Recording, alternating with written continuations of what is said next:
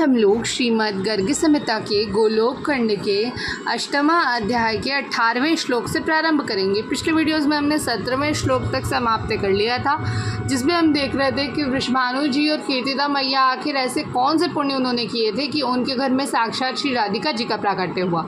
तो हमने देखा था कि वो सुचंद्र और कलावती थे। पिछले जन्म में सुचंद्र एक बहुत ही चक्रवर्ती नरेश थे, जो कि श्रीहरि के अंशभूत माने जाते थे और वो राजा नृग के पुत्र थे। जहाँ की कलावती, मेनका और रत्नमाला ये 3 मानसी कन्याएं थी जो पितरों के यहाँ आई थी। कलावती जी का हाथ श्रीहरि के अंशभूत बुद्धिमान सुचंद्र के हाथ में दिया गया, हिमालय के हाथ में मेनका और विदेहराज जनक के हाथ में रत्नमाला का हाथ दिया गया। जिसके पश्चात सुचंद्रोथ कलावत्या गोमती तीरजे वने दिव्यैर्द्वादशभिर्वर्षैस्तताप ब्रह्मणस्तपः अथो विधिस्तमागत्य वरं ब्रूहीत्युवाचः श्रुत्वा वल्मीकदेशाच्च निर्ययौ दिव्यरूपधृक् तं नत्वोवाच मे भूयोद्विं दिव्यं मोक्षं परात् परं तच्छ्रुत्वा दुःखिता साध्वी विधिं प्राह कलावती। तदनंतर कलावती को साथ लेकर महाभाग सुचंद्र गोमती के तट पर नैमिष नामक वन में गए। उन्होंने ब्रह्मा जी की प्रसन्नता के लिए तपस्या आरंभ की। वह तप देवताओं के कालमान से 12 वर्षों तक चलता रहा। तदनंतर ब्रह्मा जी वहाँ पधारे और बोले, वर मांगो। राजा के शरीर पर दीमकें चढ़ गई थी। ब्रह्मवाणी सुनकर वे दिव्य रूप धारण करके बम्बी से बाहर निकले। उन्होंने सर्वप्रथम ब्रह्मा जी को प्रणाम किया और कहा, मुझे दिव्य परात पर मोक्ष प्राप्त हो। राजा की बात सुनकर साध्वी रानी कलावती का मन दुखी हो गया।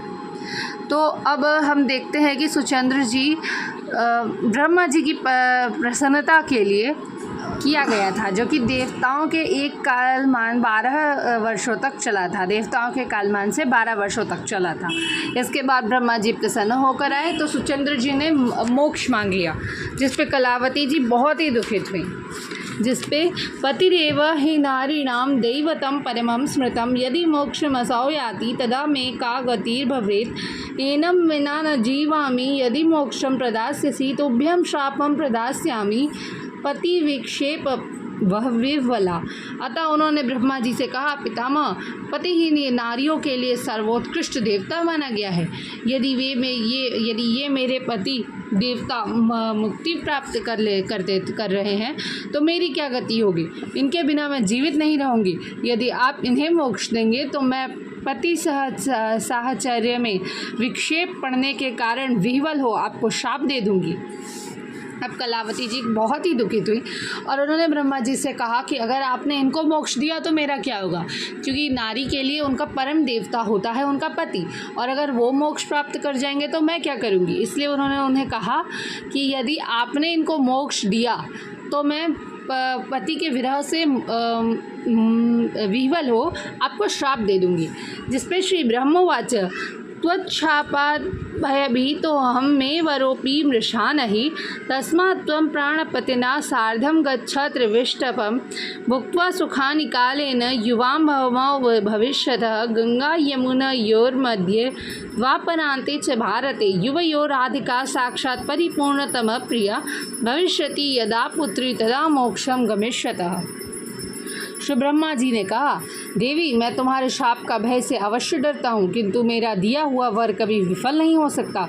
इसलिए तुम अपने प्राण प्रिय पति के साथ स्वर्ग में जाओ। वहाँ स्वर्ग सुख भोग कर कालांतर में फिर पृथ्वी पर जन्म लोगी। द्वापर के अंत में भारतवर्ष में गंगा और यमुना के बीच तुम्हारा जन्म होगा। तुम दोनों से जब परिपूर्णतम भगवान की प्रिया साक्षात श्री राधिका जी पुत्री रूप में प्रकट होंगी तब तुम दोनों साथ ही मुक्त हो जाओगे। अब हमें पता चलता है कि वृषभानु और कीर्तिदा मैया के आखिर पुण्य थे क्या।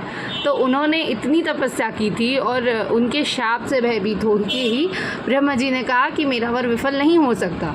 तो उन्होंने कहा कि अभी जाओ तुम स्वर्ग भोगो। द्वापर के अंत में भारतवर्ष में गंगा और यमुना जी के बीच आप लोग आएंगे और आपके यहाँ साक्षात श्री राधिका जी का प्राकट्य होगा, तब आपको मोक्ष प्राप्त होगा।